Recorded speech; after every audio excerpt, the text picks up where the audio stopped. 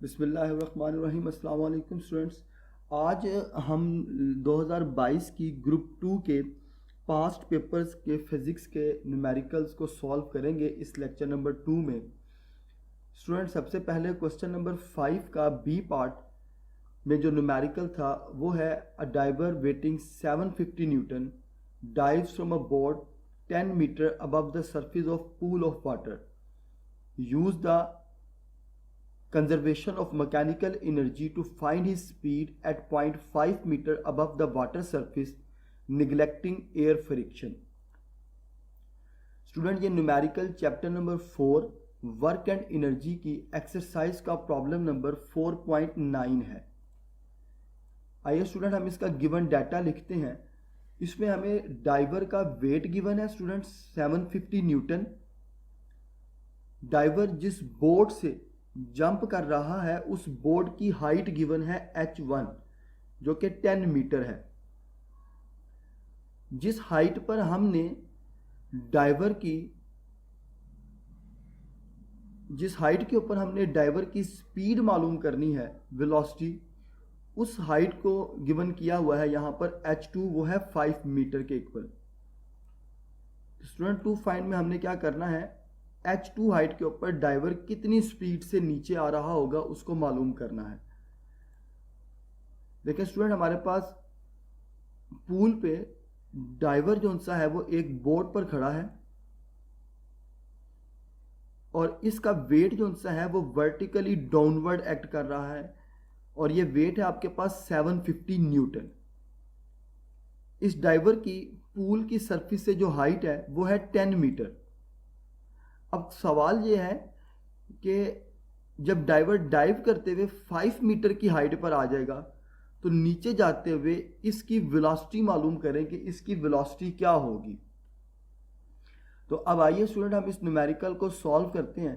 Conservation of principal को solve करते हुए स्टूडेंट हमें पता है कि गेन इन काइनेटिक एनर्जी है वो लॉस ऑफ पोटेंशियल एनर्जी के इक्वल होती है। चैप्टर नंबर 4 में हम ये रिलेशन जो सा है वो एक topic inter conversion of energies के अंदर प्रूव कर चुके हैं। ये उस टॉपिक का फाइनल रिजल्ट है। गेन इन पोटेंशियल एनर्जी जो सी है वो लॉस ऑफ पोटेंशियल एनर्जी के इक्वल होती है। ये प्रिंसिपल ऑफ एनर्जी कंजर्वेशन है और स्टूडेंट इसका ये फार्मूला लिखा जाता है 1/2 mv² और mg h1 माइनस h2। यहाँ पर 1/2 m into v1 minus vf² आता है। तो इनिशियल वेलोसिटी चूंकि डाइवर रेस्ट पर खड़ा हुआ है तो वो जीरो कंसीडर होगी, लिहाजा हम सिर्फ एक ही वेलोसिटी इस फार्मूले में लिख रहे हैं और वो है 1/2 mv²। स्टूडेंट, हमने वेलोसिटी ऑफ डाइवर मालूम करनी है तो दोनों तरफ मैस जो सा है वो एक दूसरे को कैंसिल कर देगा, तो बाकी बचेगा हमारे पास 2g into h1 minus h2। अब इसमें सिंपल वैल्यूज ऐड करें। g की वैल्यू 9.8, h1 की वैल्यू 10 और h2 की वैल्यू 5। कैलकुलेटर से स्टूडेंट इसको सॉल्व करें तो हमारे पास वेलोसिटी का फाइनल आंसर आ जाएगा 9.9 मीटर पर सेकेंड। इसके बाद नेक्स्ट न्यूमेरिकल जो पास्ट पेपर में हमसे पूछा गया स्टूडेंट, वो क्वेश्चन नंबर 6 का बी पार्ट कुछ ऐसे है। Find the angle of projection of projectile for which its maximum height and horizontal range are equal. Student, ये numerical chapter number 3 motion and force की एक्सरसाइज का प्रॉब्लम है 3.13 और ये बहुत ही ज़्यादा इंपॉर्टेंट न्यूमेरिकल है। बार ये एग्जाम में पूछा गया है। स्टूडेंट, गिवन डाटा इसमें कुछ भी गिवन नहीं है, सिर्फ एक स्टेटमेंट के अंदर जो बात समझाई गई है वो ये है कि किसी प्रोजेक्टाइल की मैक्सिमम हाइट और हॉरिजॉन्टल रेंज कब इक्वल होंगी, वो एंगल फाइंड करके बताएं कि हम किस एंगल के ऊपर प्रोजेक्टाइल को लॉन्च करें कि उसकी हाइट और रेंज जो सी है वो एक दूसरे के इक्वल आ जाए। तो देखिए स्टूडेंट, ग्राउंड सरफेस के ऊपर किसी फुटबॉल को हम किस एंगल के ऊपर जो सा है वो हिट करेंगे कि उस फुटबॉल की रेंज और हाइट दोनों एक दूसरे के इक्वल आ जाए। तो स्टूडेंट इस न्यूमेरिकल को सॉल्व करने के लिए आपको हाइट और रेंज के फार्मूला जुबानी याद होने चाहिए, जो कि प्रोजेक्टाइल मोशन के टॉपिक पे लास्ट पर हमने प्रूव भी किए हुए हैं चैप्टर नंबर 3 में। तो हाइट का देखें स्टूडेंट, फार्मूला है v square sine square theta by 2g, और रेंज ऑफ प्रोजेक्टाइल का फार्मूला है v square sine 2 theta by g। इसके बाद हमने स्टूडेंट क्योंकि थीटा को मालूम करना है तो हम इस फार्मूले को रीअरेंज करेंगे। तो देखिए स्टूडेंट, g और g इक्वालिटी के दोनों तरफ डिनोमिनेटर में है, तो ये एक दूसरे को कैंसल आउट कर देंगे। बाकी बचेगा sine square theta divided by 2 equals to sine 2 theta के।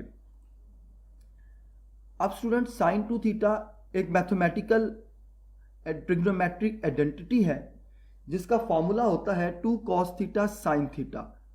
2 यहां पर डिवाइड हो रहा है तो इक्वालिटी के दूसरी तरफ जाकर मल्टीप्लाई हो जाएगा।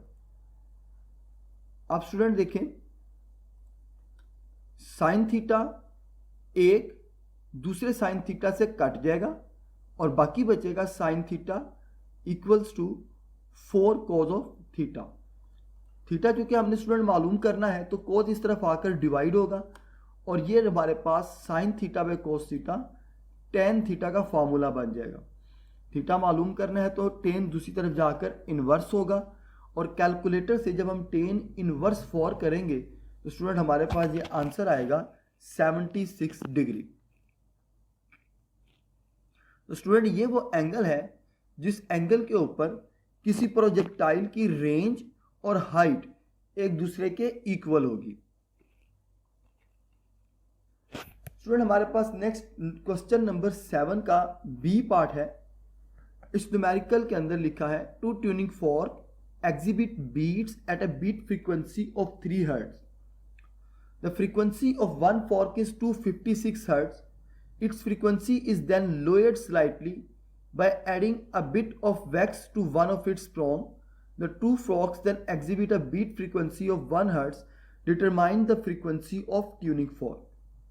स्टूडेंट ये न्यूमेरिकल चैप्टर नंबर 8 से फ्लूइड डायनामिक्स चैप्टर नंबर 8 के एक्सरसाइज का प्रॉब्लम 8.7 है।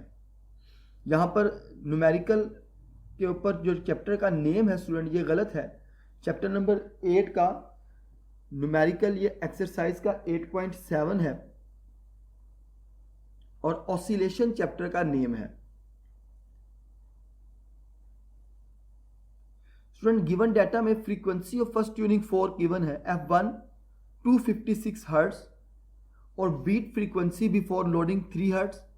और जब हम ट्यूनिंग फोर्क की दो प्रोंग्स में से एक प्रोंग को किसी मटेरियल से वैक्स कर देंगे तो फिर उसकी फ्रीक्वेंसी कम होकर 1 हर्ट्ज रह जाएगी। स्टूडेंट हमने फाइंड क्या करना है, सेकंड ट्यूनिंग फोर्क की फ्रीक्वेंसी F2 मालूम करनी है।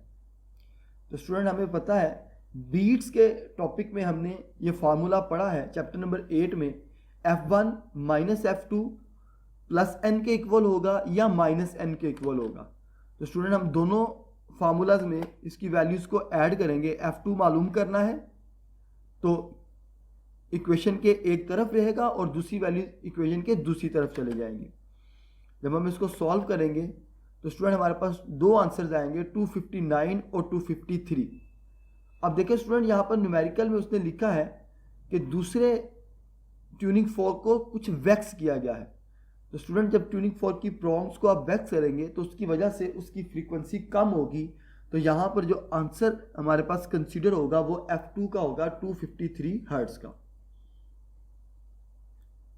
नेक्स्ट स्टूडेंट हमारे पास क्वेश्चन नंबर 8 का बी पार्ट है।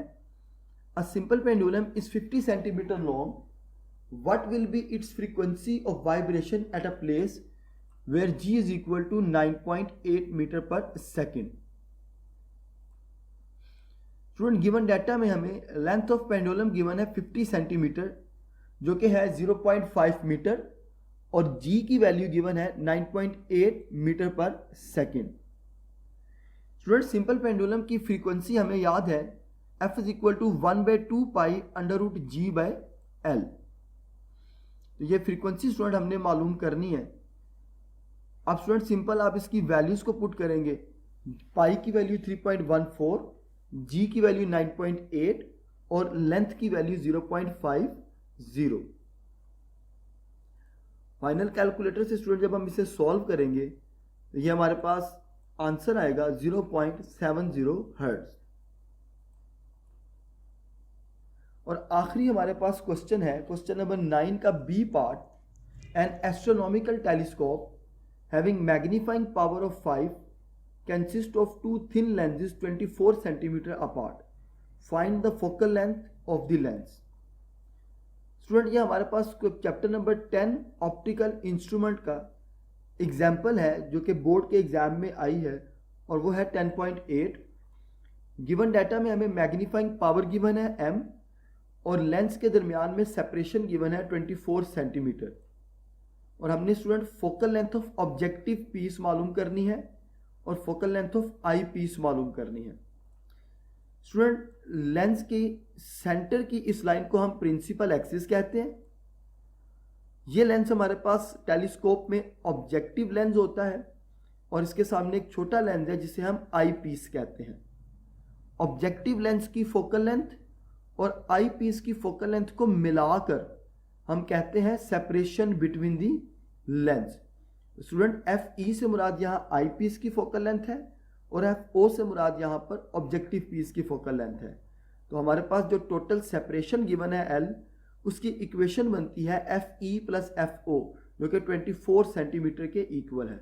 और स्टूडेंट हमने ऑब्जेक्टिव पीस और आई पीस की फोकल लेंथ को मालूम करना है। स्टूडेंट हमें मैग्निफिकेशन टेलीस्कोप की मालूम की है चैप्टर नंबर 10 के अंदर, ये F E by F note के इक्वल होती है। स्टूडेंट मैग्निफिकेशन की आप वैल्यू लगाएं यहाँ पर 5, और स्टूडेंट एफ ई जो सा है वो दूसरी तरफ जाकर मल्टीप्लाई हो जाएगा, तो ये हमारे पास आ जाएगा F E is equal to 5f nought. अब स्टूडेंट एल की वैल्यू किसके इक्वल होती है, F nought plus F E. तो इसमें से किसी एक के अंदर हम एफ ई की वैल्यू लगाएंगे और स्टूडेंट इसको एफ ई के लिए सॉल्व कर लेंगे, तो हमारे पास आई पीस की जो फोकल लेंथ है वो आ जाएगी 4 सेंटीमीटर। अब स्टूडेंट फर्स्ट इक्वेशन ही को यूज़ करते हुए हम अगेन एफ ई की वैल्यू इसमें पुट करेंगे, 4 से मल्टीप्लाई करेंगे और हमारे पास फोकल लेंथ आ जाएगी 20 सेंटीमीटर। यहाँ तक स्टूडेंट इस न्यूमेरिकल के